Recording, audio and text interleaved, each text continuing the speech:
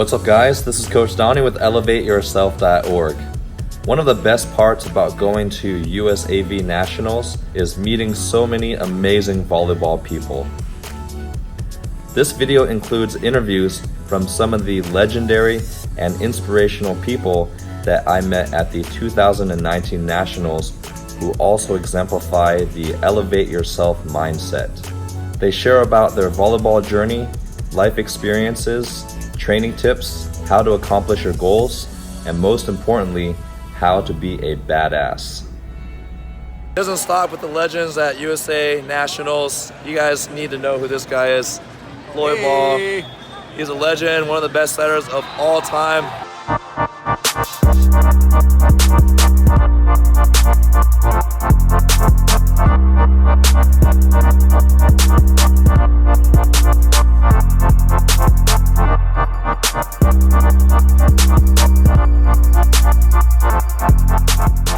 Even me watching him now, just setting, I can read the molten sign on the ball every time he sets, so this guy's amazing. So he's going to share a little bit about his journey in volleyball.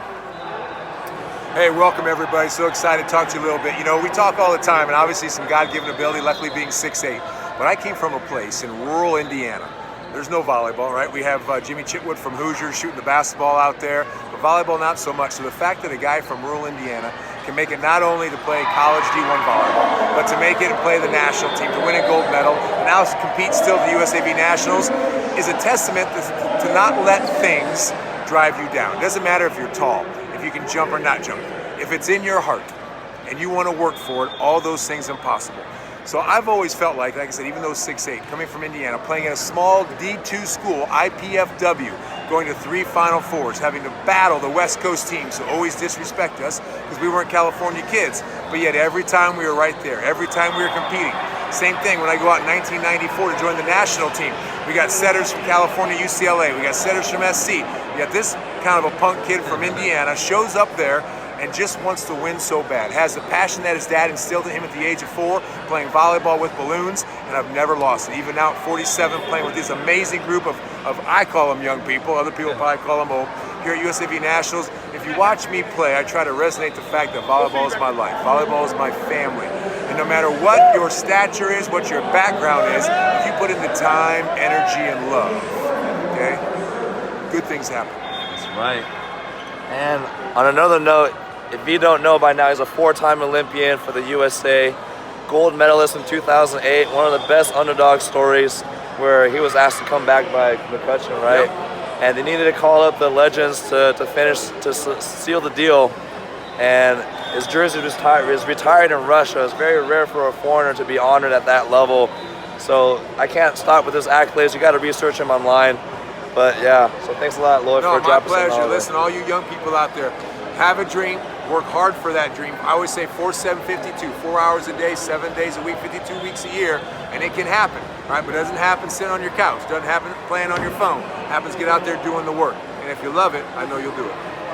And last shout out to the Pineapple facility, right? He's got his own club out there if you're in the Indiana area. Northeast Indiana, BSA, Ball Sports Academy, Team Pineapple, not only our men's team here, but also 24 juniors teams. Just real blessed, trying to give back to a sport that's given me so much.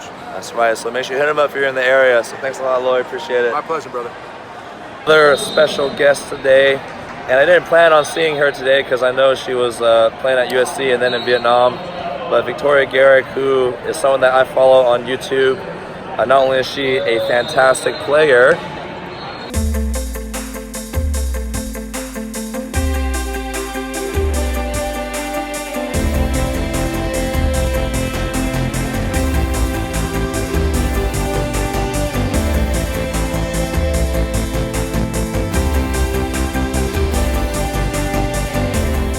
but somebody that carries the underdog mentality and a chip on her shoulder that we try to inspire people with at Elevate. So I'm going to let her talk a little bit to give you guys some inspiration on her story. Hey, what's up? Happy to be on the channel. Hope you guys are enjoying it. If you haven't subscribed, you should subscribe. This sounds like a dope channel. I think what I want to say is real quick. I'm standing in the Ohio Convention Center, and it's 2019. About 5 or 6 years ago, I played in AAUs here with my club team. No coaches were really coming to watch me. I wasn't a highly touted recruit, but I worked really, really hard. And now 6 years later, I played at USC for 4 years. I got to represent USA. Now I'm here with girls on my team who were on the Olympic roster. So, and I would have never believed it. If someone would have knocked on my shoulder, if someone would have tapped on my shoulder 6 years ago and said, yo, this is what's gonna happen, it's beyond my wildest dreams. So if that's you right now and you're thinking someone's not telling you you're good enough, you don't feel like you're good enough, yes you are. Work hard, elevate yourself, believe in yourself. You can do this, fight on. Thanks for having me on the channel. Yeah. And sorry, I forgot to say that she was a walk-on at USC, one of the top universities in the U.S., and she just grinded away and worked hard, and she wasn't, like she said, she wasn't highly recruited outside of high school. So, and it just goes to show if you set your mind to something and you work towards it, you can achieve your goals. So that's what it's about. All right. Doesn't matter what anyone else says about you, it's just what you believe about you. All right. And I'll leave the link to her channel that you can follow her on her vlogs. Has a lot of personality, which I love about it. I try. gotta make him want to subscribe, you know? That's right. Gotta make the workouts fun. Gotta make all that stuff fun. So, all right. So I'll leave that in the description box. All right. Thanks, Victoria. Thanks. Another legend in our midst. This is Jeff Patak. He plays with that underdog mentality. Most opposites are like 6'10". This guy, how tall are you? 6'4". Dude, 6'4". Playing pro in Russia, Bahrain, Qatar at the highest level. So he's going to talk to you about his story and hopefully give you some tips about how to look sexy, super swole, how to jump high, and how to crush the ball.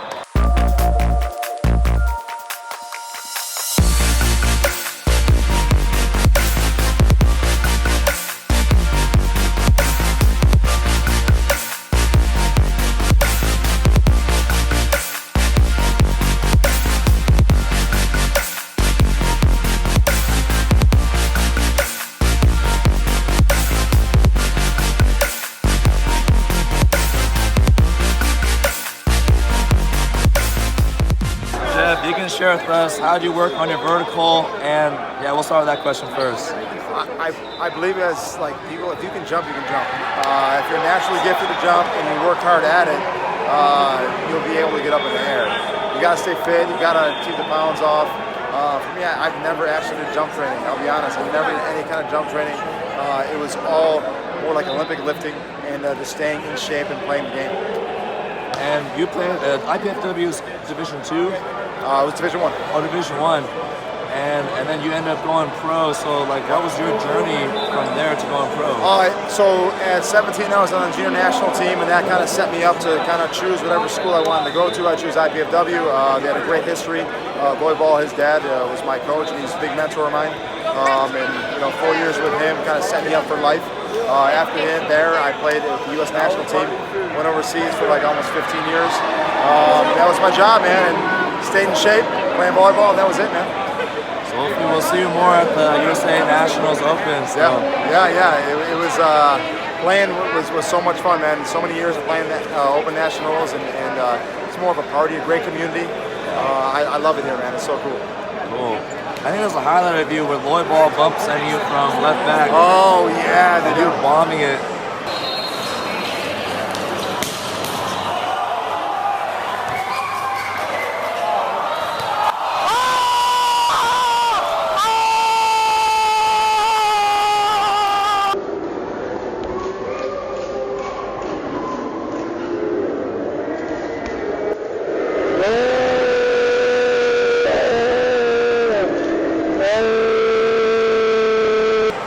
That was in Louisville, 2013, maybe 14, something like that. It was a long time ago. Oh, dude, that was. They had like how many views on YouTube? It was ridiculous. So crazy. That was when we were a little bit more in shape, and we were a little better at that age. But man, it was so much fun. Always, volleyball community in the United States is fantastic. It's a huge party, and everybody who loves the game comes out and watch. They understand it, and a big supporting staff. Cool, thanks for taking the time to talk to us. Appreciate that. Awesome, brother. All right. I had a chance to meet a legend of the game. If you're a Brazilian, for all the Brazilian fans, you guys know her. USA 5-time Olympian, 2-time silver medalist. Awesome. So I'm gonna let her talk a little bit myself.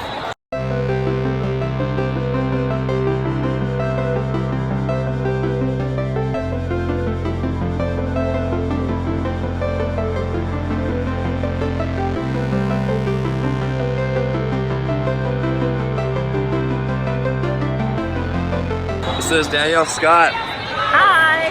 So it is May, and after more than a year of not playing, I've been blessed to join as player coach for the Hoosier Exterminators. Woohoo! For the USA Opens. It's been a pleasure playing with this team and helping coach the girls. It's a lot of fun. It's got great competition, and I'm just excited to be here. So do you have any advice for the young aspiring athletes who either want to play a national team or just want to play good volleyball? Okay, any advice for young athletes who want to play on the national team or even here at the Open Nationals? I would say be fluid and flexible. Work at your craft, so whatever it is, I like players to be all around. So today I'm here as the right side. My position is the middle. So be open to learning the game, not be stuck in one position or the other, or even try out different sports. I think that helps with your coordination and overall athleticism in the game. So one thing I'll add is she's part of the old school middle generation, the pre-liberos, like Ryan Millar, Danielle Scott. They can all pass because they had to. So if you want to learn how to win, that's the person to talk to right there. Go fight, win. Oh, and she was playing professionally in Brazil until your early 40s, right? Yeah. That's amazing. One of the top leagues in the country is still balling. So, and we also have another special guest, Giuliani, right? Juliana, yes. Nice to meet you, Giuliani. All right. Thanks, Donnie. Thank you, You're doing Danielle. a great job. Appreciate you. Yeah, thank you. Bye. Bye. So, legend number 4 or 5. There's too many legends here. William Robbins, I made a couple videos about him, but one of the hardest hitters I've ever seen.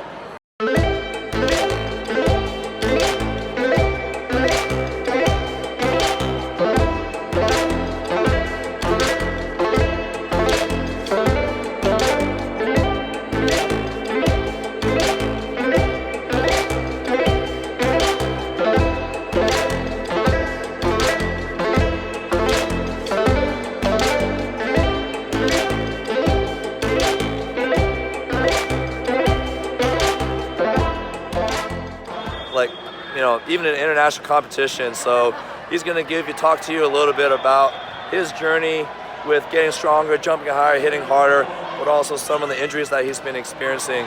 So yeah, so I just came back. I herniated my L4, L5 last nationals. So you know, I've had a whole medical staff working on me. I had surgery 11 weeks ago. Had some top doctors, Dr. McGee from O&E, who did the surgery, and then I've got a PT clinic with Parkview Hospital and Parkview Sports Medicine in my facility in Power Sports Club.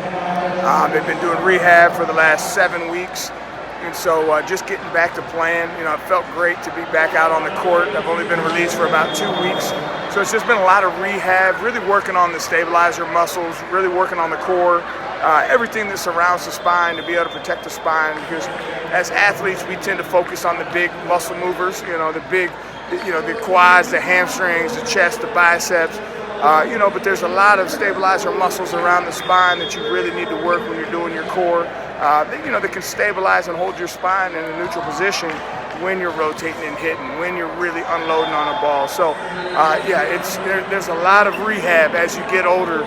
It's not just about, you know, just being powerful and strong and explosive. It really is about protecting your body, protecting your shoulder, doing a lot of rehab type exercises with rotator cuff, you know, working bands, you know, strengthening the glutes, strengthening the core, just to really protect your body as an athlete. Because if you play for a number of years, you're going to have injuries, and you need to really start to focus on preventative maintenance as opposed to waiting until you blow something out because of a deficiency or a weakness or an imbalance. So I've learned that, especially as I've gotten a little bit older and all the injuries have started to catch up to me. that's awesome. And lastly, if you can share with us, how are you able to generate so much power in your spikes? You know, we talked about last time how Man, look at those biceps, man. Biceps and pecs and deltoids. You can be muscular and still be very skilled at passing and hitting. So if you can share with us some tips about how you hit so hard.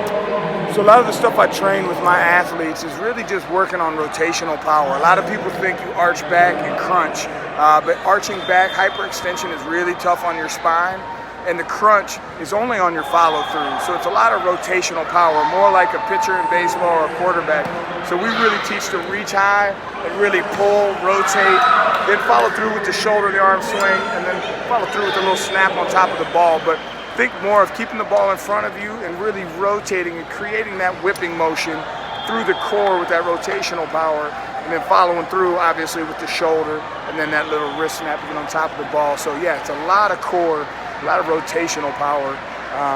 And yeah, you don't have to be big to be able to be explosive. Some of the hardest hitters I know are stick thin, but they're very efficient with their movements. They know how to generate a lot of power throughout their core and be able to unload on a ball and create that whipping motion. So a lot of rotational power. Cool, thanks for the tips. Yeah, thanks for taking the time to talk, man. As always, brothers, pleasure. Had someone special a couple years ago. We had some good battles from RBC Bamboo and the tall ones. This is Fanta Henry.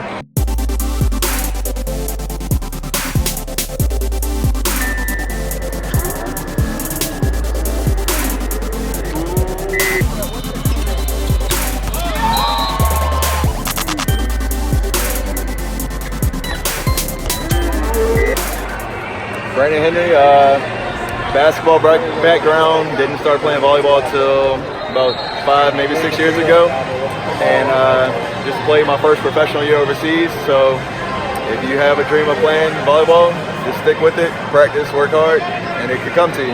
Yeah, and he played pro in Germany for Luxembourg. Yeah. Yeah, and you can hit him up on Instagram, Brandon Henry Cinco. Henry Tusenko. Henry Tusenko. But yeah, he's playing pro, so you know, just you gotta work hard for it, and that's what he's been doing. Yeah. Any questions? Love to answer them. Hit me up. All right, thanks, Brandon.